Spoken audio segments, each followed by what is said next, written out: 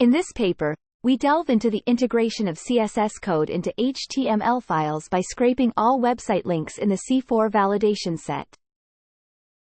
This process allows us to create single code implementation files for each web page, enhancing the efficiency of our study. To ensure the quality and manageability of our dataset, we implemented automatic filtering based on length and layout criteria. By excluding examples with over 100K tokens and filtering out web pages that consist solely of images or text, we refined our dataset to 14K web pages after deduplication.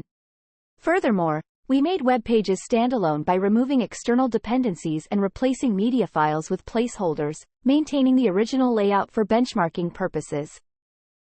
Our methodology also included a rigorous manual curation process, where we inspected a sampled 7K examples and annotated 200 examples together to achieve a 75% agreement rate.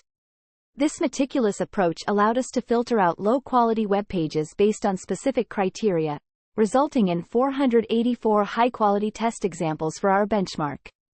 Additionally, we conducted a data statistics analysis to assess difficulty levels and diversity within our dataset, providing insights into the complexity and variety of web pages included in our study.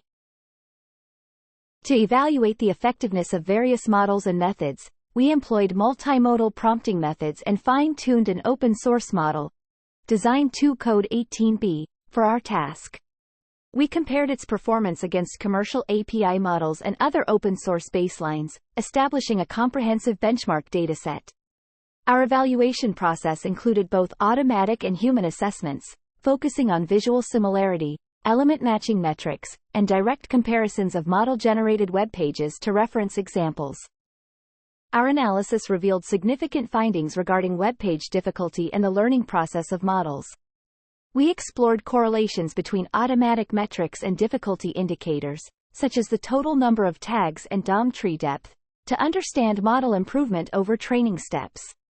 Additionally, our qualitative analysis of prompting methods highlighted the effectiveness of text-augmented and self-revision prompting in improving content recall and fixing layout errors, respectively. In conclusion, our comprehensive study not only compares the Design2Code 18b model with other baselines but also discusses future directions for web design automation and programming support tools. Our findings contribute valuable insights into the capabilities and limitations of current models, paving the way for advancements in web design automation.